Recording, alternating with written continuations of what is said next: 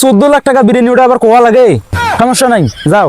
আরে কত 14 লাখ টাকা একটা বিরিয়ানি, তাও বলে আমার কয়, আর আমার বন্ধু লোক না বিলগ্যাক্স কি কই। হ্যাঁ তুমি রেডি করে আমি যাই দিছি, ঠিক আছে। মুদিক তো চিনিস সবাই। হ্যাঁ চিনি তো। বিরিয়ানি এলা আমাদের উপরে যাইতে পারে। ওই যখন চায়ের দোকান ছিল ওর সাথে পার্টনারশিপে গেছিল এই আমি, ওই যে চা বেচাইছে, চাটা বানিয়ে দিছি আমি, ওইখানে দিয়ে আসছে, নামটা হয়েছে ইয়ার।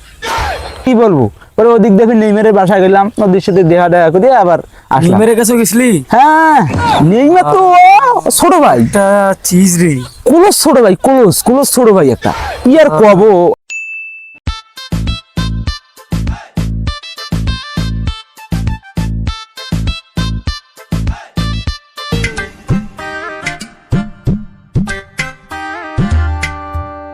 হ্যাঁ হ্যালো, আরে ভাই তোর কাছে এলাই আসলাম, রানিং চা খেয়ে আসলাম না। এটা কি গাড়ি? আরে ভাই তুই টেনশন নিস কেন, চায়ের দাম তো 2 লাখ টাকা নেছে, আর বিল তো তুই দিলি, আমাকে তো দিবারে দিলি না। 7 লাখ টাকা হইলে আমি দিলাম হয়, কোনো ব্যাপার হলো। আচ্ছা রাখ, যাবো পরে এবার আমেরিকা। আর কইস না, আরে ইলন মাস্ক রানিং দুটো চা খেয়ে আসলাম দুইজনে, 2 লাখ টাকা বিল হইছে, হয় দিল। টাকা পয়সার কোনো ব্যাপার হইলো ভাই, পরের বার ডাকাইলো মঙ্গল গ্রহে যাবে চা খাওয়ার জন্য, পরের বারও যাওয়া লাগবে, আর ভাল লাগে না এগুলা। হ্যালো, হ্যাঁ হ্যাঁ তো বিলগ্যাক্স বলো। আরে এলাই তো যা বিরিয়ানি খেয়ে আসলাম, আবার যাবো না, আর না খাই, পরে কালকে যাবো। এখন যাওয়াই লাগবে। আচ্ছা একটা ফ্ল্যাটটা রেডি করো, তো বিরিয়ানির দাম কত হবে? আরে 14 লাখ টাকা বিরিয়ানি ওটা আবার কোয়া লাগে, সমস্যা নাই যাও। আরে কত 14 লাখ টাকা একটা বিরিয়ানি, তাও বলে আমার কয়, আর আমার বন্ধু লোক না বিলগ্যাক্স কি কই।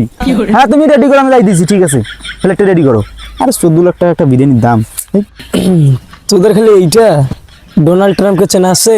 হ্যাঁ চিনি তো। কিছুক্ষণ আগে ওর সাথে মঙ্গল গ্রহে গেছিলাম, জমি একটা দিকে আসলাম, জমি কিনলো হয়। আমারও নিয়ত আছে এখানে মঙ্গল গ্রহে জমি কিনবো, যাব কিছুদিনের মধ্যে মঙ্গল গ্রহে যাব, তোদেরও নিয়ে যাব, যাস আমার সাথে। খালি একটু এই এখানে আইসার আগে যে ইলন মাস্কের চা খেয়ে আসলাম, তার আগের দিন পরশু দিন মানে ভোটের আগের দিন ইলন মাস্ক সহজে গেলাম আমি বিরিয়ানি খাওয়ার জন্য। এই আই খেয়েছি বিরিয়ানি 14 লাখ টাকা দিই, আমি খেয়েছি বিরিয়ানি 1 কোটি টাকা। সে বিল আমি দেবো, দিবেন না, 1 কোটি টাকা বিলটা দিল। তারপর আমাদের এলাকার চা গুলো আর ভালো লাগে না, ভাবছি যে ইলন মাস্ক এই যে শনি আছে না, শনি মঙ্গল শনি গ্রহ একটা, শনিতে যাবো চা খাওয়ার জন্য। এলাকার চা আর ভালো লাগে না, এলিয়েনদের হাতের বানা চা। হ্যাঁ এই যে বলছে কিন্তু ব্যাপারটা না বুঝছি, এলিয়েন হাতের চা কিন্তু অনেক ভালো লাগে, একবার খাইছি আমি অবশ্য, পরের বার একবার যা খেয়ে আসবো। ফুটবল ম্যাচ চিনিস?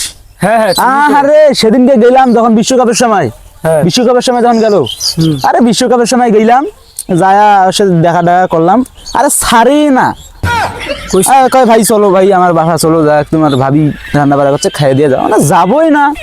আর কি কব তো গেলিও, গেলাম, যা দিল, পরে কইলো যে আমার একটা গার্লফ্রেন্ড আছে, নাম্বারটা নিয়ে যা, কাজে দেবে, নাম্বারও দিচ্ছে, আছে তো মোবাইলে, পরে রাতে ফোন দিব, ওই দেখিস কোন। আর কি বলবো, পরে ওদিক দেখে নেইমারের বাসা গেলাম, নদীর সাথে দেখা দেখা করে আবার আসলাম। নেইমারের কাছে গেছিলি? হ্যাঁ নেইমার তো ছোট ভাই, এটা চিজ রে, ক্লোজ ছোট ভাই, ক্লোজ ছোট ভাই একটা, কি আর কবো, আর কি আর কই। তোকে না এদিন না দেখা দেবো, সমস্যা নেই যাবো। ভাবতেছি মঙ্গল গ্রহে তো জমি কিনলাম, আর কিছু টাকা বাকি, ভাবতেছি এলাকার চা তো আর ভাল লাগতেছে না, ভাবতেছি এইদিকে কোথাও জমি কিনিয়া মঙ্গল গ্রহের মতন করবো, বুঝলি, কোরিয়া এলিয়েনের হাতের চা এখানেই খাবো। তুই যেমন ওই যে এলিয়েনের চা খেয়ে আসলি না, আমি এখানেই খাবো। এই ব্যাপার, মুদিক তো চিনিস সবাই। হ্যাঁ চিনি তো। এলা আমাদের উপরে যাইতে পারে। ওই যখন চায়ের দোকান ছিল ওর সাথে পার্টনারশিপে গেছিল এই আমি, ওই যে চা বেচাইছে, চাটা বানিয়ে দিছি আমি, ওইখানে দিয়ে আসছে, নামটা হয়েছে ইয়ার। এই এখন যদি আমি সে দেখা করতে যাই, তারপরে আমাকে চায়ে খিলায়, একটা বন্ধুত্বের ব্যাপার আছে না, টাকার কোনো অভাব নাই, যত টাকা দরকার আমাকে দেবে। চায়ের বিল এখন যে কোনো কথা বলে আমার কথা লাগে না, ওই কথা লাগে না, কারণ চা হয় বানিয়ে দেয়, একটা বন্ধুত্বের ব্যাপার আছে না। তো মুদিকে আমি বলছি বাংলাদেশে উয়ের মতো হাতের চা যদি কেউ বানায়, তার আমি একেবারে সয় সম্পত্তি সব কিনে নেবো, টাকাও কিনে নেবো, একদম একটা চায়ের দোকান বানিয়ে দেবো 5 স্টারের মতো, ঠিক আছে, টাকা পয়সার কোনো অভাব নেই। আর চিন্তা করছি বাইরের দেশে যাওয়া লাগে, মাঝে মাঝে বিমানে করে উড়ি যায়, ইলন মাস্কের সাথে চা খাবার যাওয়া লাগে, চিন্তা করছি এখানে একটা বিমানবন্দর বানিয়ে ইলন মাস্ককে দেশে রাখি দেবো, টাকা পয়সার তো কোনো অভাব নেই, বুঝলি, যত টাকা আছে আমার। চাটা খাওয়া লাগলো না, এটা অর্ডার টর্ডার দাও চাটার। চায়ের বিলটা দিলে 5-10 টাকা আমাকে দিতে মন চায় না, বুঝিস নি? চায়ের বিলটা তোরা দে। আরে এই চায়ের বিল আমাকে দিবার কইস, আমার কাছে এগুলা টাকা থাকে, আমার কাছে কার্ড থাকে, অলস কার্ড, এগুলা টাকা তোরা দিবে আমাক কস। আরে আমার কাছে খুচরা টাকা আছে, এখনই আমি প্রধানমন্ত্রীর সাথে দেখা করে আসলাম, ডক্টর ইউনিসের সাথে। আর অল টাইম চেক আছে পকেটে, চেকটা এখন ভাঙাবো, কিন্তু ব্যাংকও নাই। আর যে সেটাই। ব্যাংকের চেক, ওই ব্যাংক তো টাকাও দিতে পারবো না ওদিকগুলো এখন। তার উপর ভোটের পরের দিন নাই, তাকে হয়। তোর কাছে 10 টাকা নাই খুচরা? আমার কাছে টাকা পয়সা নাই, ডলার টলার ধরি বেড়াই তো। আমিও চেক টেক ভাঙে এসেছি। আমিও যা, আমি এটিএম আসতেছি। কার্ডটা ইয়া করে আসি। যাই হোক ভাই, ভালোই হয়েছে, পকেটে নেই 1 টাকাও, আর আমাকে চায়ের বিল দিবার কই। হোক ভাই, চাপা টাপা মারিয়া চলে আসলাম, এটাই হলো কথা। শালা 3 দিন থেকে 5টা টাকা আব্বুর দিকে চাইছেন, তাকে দিয়েছিল না। আর এক চা খেলে মেলা 60 টাকা দিয়ে বাল কিনে যা তুই। চায়ের বিল দেবে, 3 দিন থেকে বাড়ি ভাত দিচ্ছে না, 10 টাকা চাচ্ছি তাকে দেয়নি, বাপ আবার চায়ের বিল দেবে। ভালো হয়েছে, মোদির কথা কয়ে বাঁচিয়ে আসছি। আবার দোকানদার এসে নাকি পালা আমাকে।